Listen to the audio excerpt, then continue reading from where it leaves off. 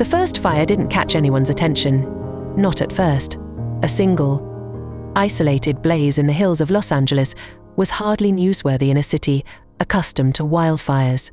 But by the time the second and third fires erupted, carving a path straight through multi-million-dollar neighborhoods, whispers of unease began to ripple. By the 10th blaze, those whispers turned to screams. It wasn't nature's fury, it was something far more deliberate. And by the time Barron Trump, an 18-year-old college freshman, stumbled across the first clue, the truth was already burning its way into a secret no one wanted uncovered. The early days of January 2025, Los Angeles was engulfed in an unprecedented tragedy. Fierce flames erupted from the suburbs, spreading at a terrifying speed, consuming everything in their path. The Santa Ana winds roared like a giant torch, painting the city's sky in an eerie orange-yellow hue, as if nature itself were raging. News of the wildfires quickly flooded television channels and social media, showing images of charred houses, billowing black smoke, and distraught residents clinging to their families in despair. Over 10,000 homes were reduced to ashes in just a few days, and hundreds of thousands of people were forced to flee their homes to escape the uncontrollable Inferno. Amid the chaos, President Donald Trump arrived in California to oversee and direct emergency response efforts. He appeared not only as the leader of the United States but as a symbol of resolve in the face of disaster.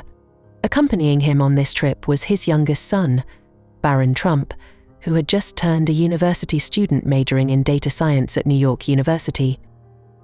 With his tall stature, calm yet sharp demeanor, Barron stood out from his peers. Not just the son of one of the world's most famous figures, he was also someone deeply curious, eager to delve into the events unfolding around him. While his father was occupied with meetings and fundraising, Barron decided to explore Los Angeles on his own. The city, usually vibrant with dazzling lights and incessant noise, now felt suffocating and tense. As Barron stepped out of his hotel, he was struck by the scene before him. The sky, no longer blue, had turned a murky yellowish brown. The acrid smell of smoke filled the air, forcing him to cover his nose with a handkerchief. The wail of fire truck sirens echoed from every direction, mingling with the roar of helicopters overhead. Barron noticed that streets once bustling with life were now eerily sparse, with many shops shuttered and evacuation notices posted everywhere. A profound sense of sadness and empathy overwhelmed him. Back in his hotel room, Barron opened his phone and began researching the ongoing wildfires. He was captivated by the relentless flow of images and information, maps of the affected areas, videos of families fleeing in panic, and heartbreaking stories of people losing everything within hours. However, as he scrolled through the reports, Barron noticed something unusual. Some articles and images depicted fire outbreaks in a seemingly unnatural pattern. Instead of igniting randomly, as typical wildfires do, the flames appeared to align in a straight path, stretching across multiple regions. This piqued his curiosity. With his innate sharpness and inquisitive nature, Barron decided to dig deeper. What began as simple curiosity gradually grew into an obsession.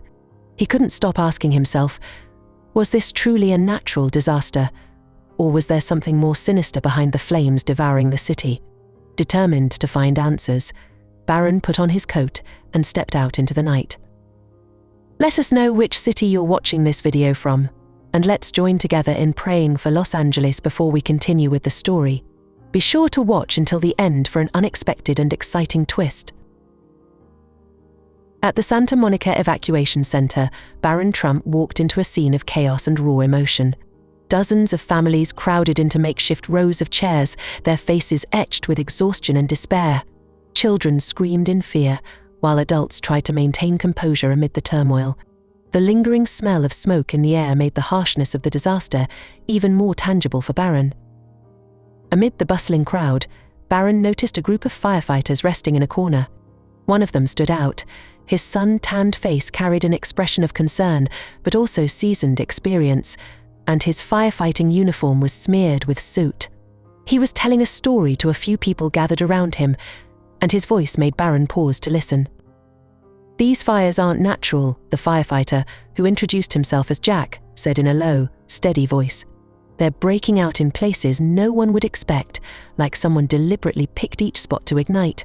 The way they're spreading is unusual too. I've been doing this for 20 years, and I've never seen anything like it. Those words froze Barron for a moment. He stepped forward, unable to suppress his curiosity. What do you mean by that? What makes you think these fires aren't natural? Jack looked at Barron for a moment, as if assessing who he was and why he cared. After a brief pause, he replied, "You know, most wildfires are started by lightning, a tree falling onto power lines, or human carelessness, right? But this time," he lowered his voice, glancing around to make sure no one else was listening, "they're flaring up simultaneously in multiple locations, and strangely enough, they're starting in areas that aren't typically prone to catching fire. Something's off here." Jack's words lit a spark in Barron's mind. After thanking Jack, Barron left the evacuation center, his thoughts racing with what he had just heard. Back at the hotel, Barron opened his laptop and began searching for any information he could find about the fire outbreaks. He scoured news websites, reports from firefighting agencies, and even online forums where residents shared images and videos. For hours, he worked with intense focus, using mapping software to pinpoint each location where the fires had been reported. Gradually, a strange pattern began to emerge. The fire outbreaks were not random, as Barron had initially thought. They didn't resemble the scattered circles typically seen when wildfires spread naturally.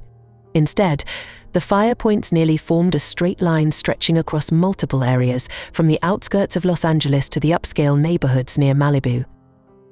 Barron felt his heart race as he stared at the pattern. He knew that natural wildfires didn't spread like this. The arrangement was too orderly, too precise. "It's as if someone is deliberately drawing a line of fire," he muttered to himself. Not stopping there, Barron compared the map to weather data and environmental conditions. He discovered that at some of the fire points, there had been no strong winds or high temperatures factors typically responsible for fueling wildfires. He also came across several videos from locals, some of which captured fires igniting suddenly without any apparent cause. In one particular video, Barron noticed something strange.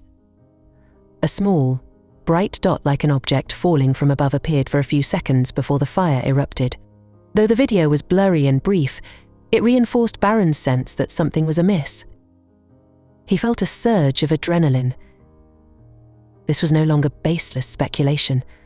Could it be that these fires weren't caused by nature but by some deliberate act? And if that were true, what could be the motive? Barron took a screenshot of the video and added it to his map. At that moment, he knew he had stumbled upon something no one else had noticed. But at the same time, a vague sense of unease crept over him.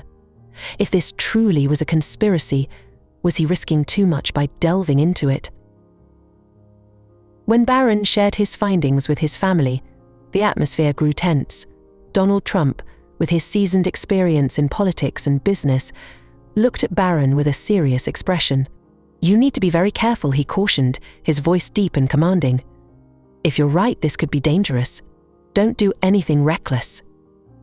Barron nodded, but deep down, his curiosity had entirely eclipsed his fear.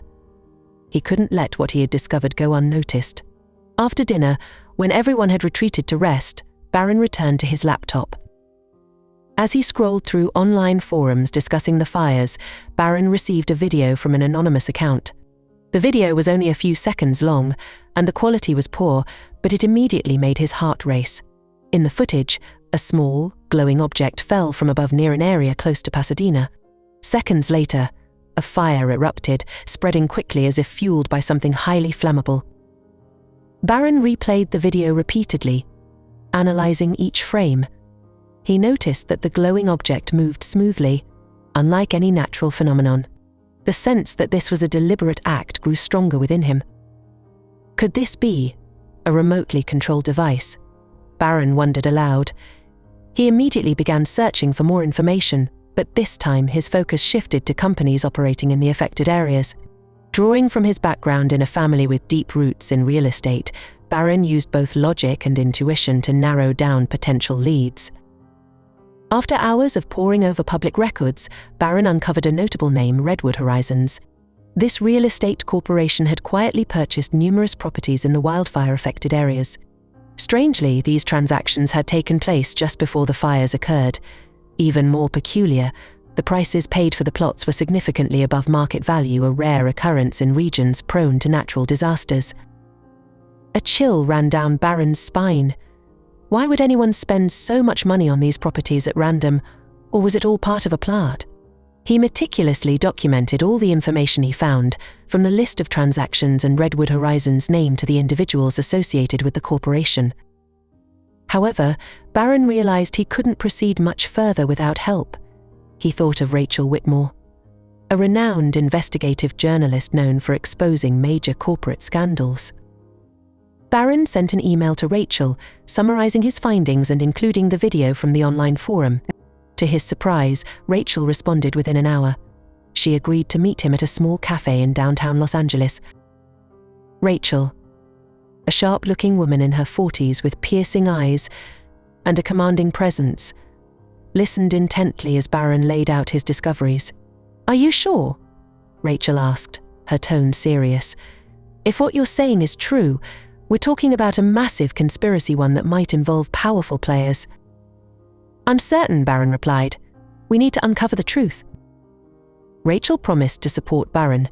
With her experience and extensive network, she began digging deeper into Redwood Horizons. Within just a few days, Rachel gained access to a critical internal source. She obtained a series of emails from employees within Redwood Horizons, and one email, in particular, stunned both Rachel and Barron. It mentioned the use of advanced technology to clear land, a euphemism that masked illegal activity. Advanced technology, do they mean drones? Rachel speculated, her eyes lighting up as she recalled the video Barron had shared. "It's possible," Barron replied. "If they're using drones to ignite fires in targeted areas, this isn't just a natural disaster. This is a crime." Rachel and Barron didn't stop there. They turned their attention to local officials responsible for managing the wildfire-affected regions. They uncovered a series of suspicious payments from Redwood Horizons to the personal accounts of several officials. These payments were described as consulting fees, a justification that didn't hold up under scrutiny. The broader picture began to take shape. Redwood Horizons wasn't just exploiting the fires to acquire land at a bargain. They might have orchestrated the fires themselves, using drone technology to ignite the blazes. Barron and Rachel realized they had stumbled upon a conspiracy far larger than they had anticipated. But they also knew that exposing this truth wouldn't be easy and could put their own safety at risk. That evening, Barron returned to the hotel after a meeting with Rachel. The hallway was deserted, with only his footsteps echoing. When he entered his room, the door creaked slightly, and the first thing Barron noticed was the irregularity. The curtains, usually drawn neatly, were now askew. The suitcase he had placed neatly in the corner was flung open, with clothes scattered everywhere. Barron stepped inside, his heart pounding in his chest. The desk where he had left his laptop and notebook was now empty. There was no sign of the laptop or the documents he had carefully preserved. On the desk lay a small piece of paper. The handwriting was plain and unembellished. "Stay out of this." Barron felt a chill run down his spine. He glanced around the room, trying to detect any sign of the intruder. The door showed no sign of forced entry, suggesting someone had gained access effortlessly. A creeping sense of being watched filled Barron's mind. Clutching the note in his hand, he immediately called Rachel. "They know," Barron said, his voice urgent. "They've been in my room. The laptop and documents are gone, and they left a warning." Rachel was silent for a moment before responding. "Barron, I told you. We're up against powerful people. You need to get out of there immediately, at least to ensure your safety." "Leave?" Barron asked, his voice hardening. "Rachel, I can't. If I stop now, everything we've done will be for nothing. We can't let them get away with this." Rachel sighed. "I understand how you feel, but this isn't just a game anymore, Barron. If they've broken into your room, it means they're watching our every move. We have no idea what else they're capable of." Barron sat on the edge of the bed, staring at the note in his hand. He could feel the fear rising within him, but at the same time, a fierce determination ignited in his chest. "Rachel, I know the risks, but if I walk away now, all those families who lost their homes, the people who lost loved ones in the fires, they'll never know the truth. We can't let them cover this up forever." Rachel was silent for a moment before speaking in a firm tone. "If you're set on this, then I won't abandon you. But we have to be more careful from now on. Start by not keeping any sensitive information on your computer or easily traceable accounts. We need a new plan." Rachel and Barron met at a small cafe the next morning. Rachel brought a stack of documents she had stored in a secure location, while Barron, now without his laptop, carried only a notebook and a newly purchased phone. Rachel started, "We need a secure network to continue this investigation. I have some contacts in journalism and law, but we must ensure that any information we collect is backed up and hidden in multiple locations. They'll do whatever it takes to silence us." Barron nodded. "I've reached out to a few people on an online forum. Someone claims to have drone footage near another fire site. I'll try to contact them for more leads." Rachel frowned. "Be careful. You don't know who's a friend and who's an enemy in this world." After the meeting, Barron felt an unsettling sense of unease. On his way back to the hotel, he noticed a black SUV following him at just the right distance to avoid suspicion. He tried to check through the rearview mirror, but the SUV's windows were tinted, obscuring the view. Barron decided to test his pursuer. He turned onto a small side street, then abruptly doubled back onto the main road. The SUV quickly followed, keeping him in sight. A cold sweat began to form on Barron's back. Instead of returning to the hotel, Barron pulled into a large public parking lot. He parked in a secluded corner, quickly exited the vehicle, and blended into the bustling crowd. From a hidden spot, he observed the SUV idling nearby, as if waiting for him to emerge. "They're not just warning me anymore," Barron muttered, clutching the note in his pocket tightly. "They're tracking me." A week later, after working tirelessly to compile evidence, Barron and Rachel decided to release their full investigative report. Rachel, with the help of a trusted team of editors, ensured that every piece of information was meticulously verified and undeniable. The article, published on the front page of one of the largest newspapers in the United States, sent shockwaves through the nation. The bold headline read, "The Los Angeles Fire Conspiracy, Redwood Horizons and Their Deadly Land Clearance Scheme." The report exposed the entire truth about how Redwood Horizons had used drones to trigger wildfires, with the support of certain local officials. It also revealed their strategy of acquiring land at suspiciously high prices, planning to redevelop it for massive profits from the destruction.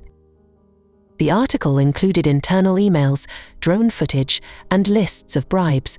A particularly compelling video, edited by Rachel and Barron, was broadcast on television. In it, Barron stood in front of a map of fire sites, explaining in detail how the fires had been meticulously orchestrated. Within hours, the article spread like wildfire across various media platforms. News channels ran continuous coverage, inviting experts to analyze the situation and demanding official responses from authorities. The public was outraged at the greed and inhumanity of Redwood Horizons. Protests erupted in major cities, especially outside Redwood Horizons headquarters in Los Angeles. Homeless victims, firefighters, and environmental organizations all rallied together, demanding justice for those affected by the fires. The federal government swiftly launched a thorough investigation. Officials implicated in the scheme were summoned for questioning, and Redwood Horizons assets were frozen. However, Barron could not escape the price of exposing the truth. A torrent of threats targeted him and his family, ranging from anonymous phone calls and warning emails to hateful, anonymous letters. One night, as Barron was preparing materials for an upcoming interview, he received an anonymous email with a chilling message, "We know where you are. Stop before it's too late." Rachel, fully aware of the escalating danger, decided to leave Los Angeles. "I need to protect my network," she told Barron over the phone. "But you have to keep going. What we've done is extraordinary." and you're the voice for the victims." Despite the immense pressure, Barron never showed any regret. In a nationally broadcast interview, he declared with calm but resolute determination, "The truth is the only thing that can bring justice. If we remain silent, who will stand up for those who have lost everything?" The federal investigation quickly produced results. Several senior executives of Redwood Horizons, including the CEO and complicit officials, were arrested. They faced numerous charges, ranging from bribery and environmental destruction to conspiring to endanger public safety. The impact of the case didn't stop there. The scandal prompted the government to implement sweeping reforms in land management policies for fire-prone areas. New laws mandated greater transparency in real estate transactions and imposed stricter regulations on the use of technologies like drones. Barron, just a teenager on the threshold of college, became a symbol of courage and determination. His name appeared in major newspapers, from television interviews to articles praising his actions. However, Barron did not let himself get swept up in the spotlight. He spent most of his time aiding environmental organizations and supporting families affected by the fires. "I'm not doing this for fame," he shared in an interview. "I'm doing it because I believe we can't let greedy individuals exploit others' tragedies. I love the people and this country, and I must protect it at all costs." Amid the pressure and public attention, Barron received something he hadn't anticipated: pride and heartfelt emotion from his family. Donald Trump, who had once expressed concern about Barron involving himself in such a dangerous matter, now couldn't hide his pride as he watched his son stand up for justice. During a family gathering at Mar-a-Lago, he clasped Barron's shoulder and said, his voice steady yet full of emotion, "You've done something not everyone has the courage to do, especially at your age. I'm proud of you, Barron, not just because you're smart, but because you have a strong heart and the bravery to stand up for what's right." Melania Trump, a mother who had worried endlessly for Barron, couldn't hold back tears as she watched one of his interviews on television. "I always knew you would do something great in life," she said, embracing Barron one quiet evening at home. "But to see you face such powerful forces, I feel both scared and proud. You're not just my pride, but the pride of everyone who believes in justice." These warm moments gave Barron renewed strength. Despite the immense pressure and looming dangers, he realized he wasn't alone. His family's support became the driving force behind his continued pursuit of truth and justice. The story of Barron Trump and the Los Angeles wildfires was not just his story. It was a profound reminder that, even in the darkest moments, truth has the power to pierce through the shadows. Truth may not bring immediate victories, but it creates ripples of change that touch the hearts of those who dare to believe in justice. Barron once said, "The world doesn't change if we just stand by and watch. It changes when someone has the courage to act." For Barron, this was not the end of the story, but the beginning of a new chapter. He knew the road ahead would be fraught with challenges, but he was ready to face them. Because Barron believed that no matter how difficult the journey, truth and courage would always be the light guiding the way forward. What about you? If you had the chance to stand up for what's right, to challenge the odds and make a difference, would you take it? If this story has touched your heart, we'd love for you to share its message by clicking like and sharing it with your friends.